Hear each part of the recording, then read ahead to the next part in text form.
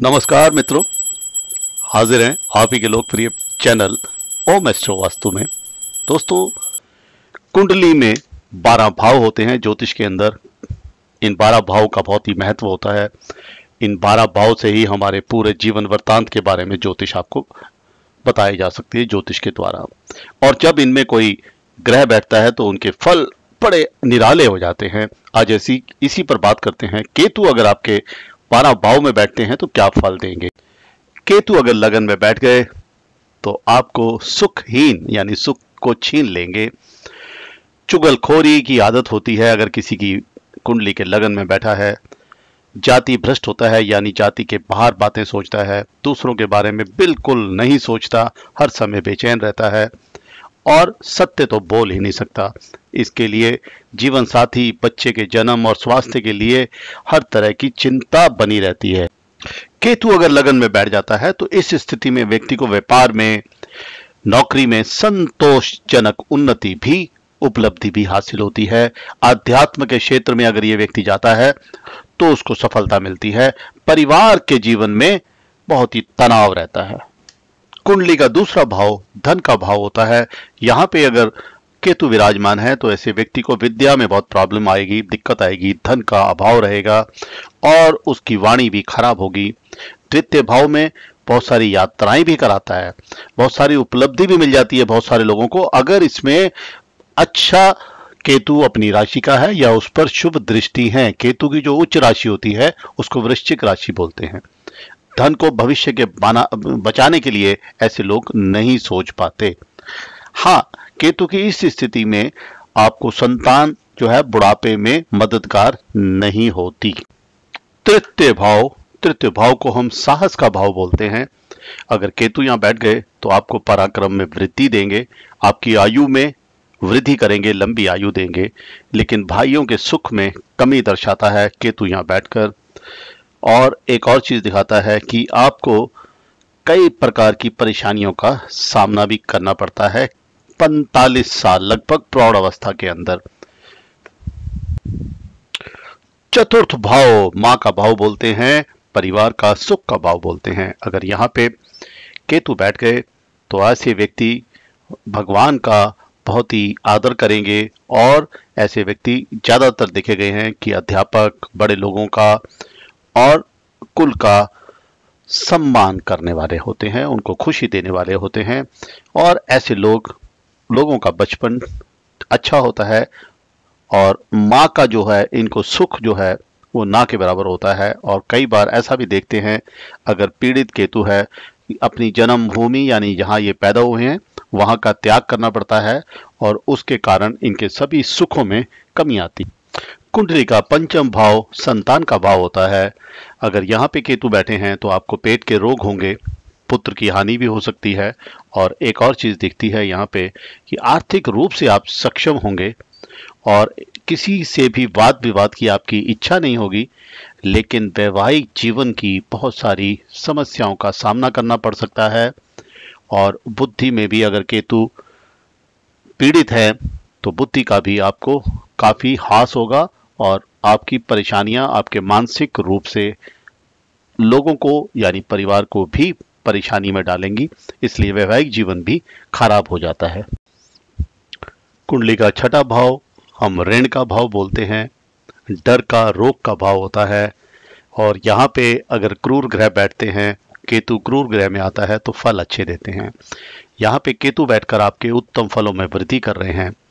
आप कंपटीशन अगर है और केतु अपनी दशा में, आपको केतु के कारण आपको किसी भी कंपटीशन में विजय हो सकती है। कोर्ट केस चल रहा है तो केतु की दृष्टि जब भी उसकी दशा आएगी तो आपको उसमें लाभ देगा, विजयी कराएगा। बीमार हैं तो बीमारी पर भी आपको केतु से काफी लाभ होने वाला है। षष्ठम भाव में केतु होने से आपका जीवन एक समान चलता है, माँ से बहुत प्रेम मिलता है और ऐसे लोग खुश रहने वाले, हंसमुख होते हैं। विदेश में या घर से दूर रहने पर भी ये कोई दिक्कत महसूस नहीं करते, परंतु इनके बहुत सारे दुश्मन भी होते हैं। सप्तम भाव को विवाह का भाव बोलते हैं। जीवन साथी और पार्टनरशिप का भाव भी बोलते हैं। सप्तम भाव में अगर केतु बैठे हैं तो अपमान आपको दे सकते हैं, आपके पार्टनर आपको धोखा दे सकते हैं, गलत संगति के कारण भी आप परेशान हो सकती है, पति या पत्नी दोनों में से कोई भी बीमार हो रहता है हर समय। लेकिन एक और चीज आती है कि आप दुश्मनों पर विजय भी प्राप्त करते हैं। आपके अहंकार, झूठे वादे और अभद्र भाषा जो आपको इस केतु के कारण मिल रही है, उससे आपको समाज में अनेकों परेशानियों का भी सामना करना पड़ता है। लेकिन केतु 35 वर्ष के बाद लगभग आपको मान सम्मान और धन का लाभ भी देता है, ऐसा भी ज्योतिष के अंदर विवरण है। अष्टम भाव आयु का, मृत्यु का, अपमान का और छुपे हुए धन का बोलते हैं। अगर यहाँ पे हमारे केतु विराजमान हैं तो ये कलह देंगे। ऐसे व्यक्ति के बारे में बहुत देखा गया है, अगर केतु पीड़ित है तो शादी भी नहीं होती और अनेकों शत्रु होते हैं। आयु में भी कमी दिखाता है केतु अष्टम भाव में बैठकर। लेकिन एक चीज और होती है इसके, अगर केतु पीड़ित नहीं है और उसके ऊपर अच्छी दृष्टि है तो ऐसा व्यक्ति को केतु लाभ भी देता है। 35 वर्ष के बाद अनेकों सफलताएं मिलती है, लेकिन बीमारियों का जो बोझ है वो सदा के लिए बना रहता है। इसके बाद भाव आता है नवम भाव, जिसको हम भाग्य भाव बोलते हैं। भाग्य भाव में अगर केतु बैठे हैं तो ऐसे व्यक्ति के पिता की कमी दिखाता है, भाग्य की कमी दिखाता है, दरिद्रता दिखाता है और व्यक्ति के अंदर पाप प्रवृत्ति भी जन्म लेती है। लेकिन केतु यहाँ पे अगर अच्छा दृष्टि है और किसी ग्रह से पीड़ित नहीं है तो ऐसा व्यक्ति योग्य और बहादुर भी होता है। ऐसे लोगों के पास पर्याप्त धन दौलत भी होता है और धन संबंधी जो कार्य हैं उनमें भी ये निपुण होते हैं और सफलता प्राप्त करते हैं। दशम भाव कर्म का, व्यापार का, नौकरी का भाव है। केतु यहाँ बैठकर आपके जॉब में विघ्न डाल रहे हैं। आप तेजस्वी हैं और दबते नहीं हैं किसी के सामने, लेकिन भाग्य आपका सहारा नहीं बन रहा। शूरवीर होने के बाद भी अच्छी जॉब नहीं ले पाते। केतु शुभ अगर बैठा है यहाँ तो आप व्यक्ति ऐसा प्रसिद्ध भी होता है। ऐसे व्यक्ति का ज्यादातर रुझान पढ़ाई की तरफ नहीं, खेल कूद की तरफ होता है। ऐसे व्यक्ति का व्यक्तित्व, पर्सनैलिटी बहुत उत्तम होती है और जीवन साथी इसको बहुत अच्छा मिलता है। भाइयों से पूर्ण मदद मिलती है। इसके बाद भाव आता है एकादश भाव, लाभ का भाव बोलते हैं। बहुत ही चमत्कारी प्रभाव देता है केतु यहाँ बैठकर, आपके लिए बहुत लाभकारी होता है। धन का संचय करने की कैपेसिटी होती है, सभी कार्यों की आपको सिद्धि मिलती है, ऐसा केतु यहाँ पे दिखाता है। ऐसे व्यक्ति जिनका यहाँ केतु होता है 11वें भाव में, हमेशा अपने भविष्य के बारे में सोचता है और ये लोग काम पर ध्यान लगाते हैं, पर्याप्त धन अर्जित करते हैं, लेकिन इनका मन में भयभीत रहने वाला एक व्यक्तित्व होता है। शरीर से शक्तिशाली दिखाई देते हैं लेकिन मन से भयभीत रहते हैं। ऐसे लोग बहुत उत्तम कोटि के मैनेजर, व्यवसायक या बहुत सीईओ लेवल तक पहुंचते हैं।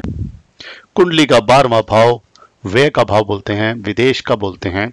अगर यहाँ पे विराजमान है तो ऐसे व्यक्ति के बारे में होता है कि ऐसा व्यक्ति मोक्ष की बातें करेगा, दुष्ट कार्यों में धन का खर्चा होगा ऐसे व्यक्ति का, लेकिन व्यवसाय और सेवा में इनको बार बार बदलने की आदत होती है। इसके कारण इनको धन लाभ में कमी रहती है और यदि ये लोग विलासिता को छोड़ दें तो काफी उत्तम दर्जे के लाभ अर्जित कर सकते हैं, समाज में उत्तम स्थान भी प्राप्त कर सकते हैं। धन्यवाद मित्रों, आप हमारे चैनल को पसंद करते हैं उसका बहुत बहुत धन्यवाद। जिन दोस्तों ने चैनल को अभी तक सब्सक्राइब नहीं किया उनसे निवेदन, प्लीज चैनल को सब्सक्राइब कीजिए, आप ही का चैनल है।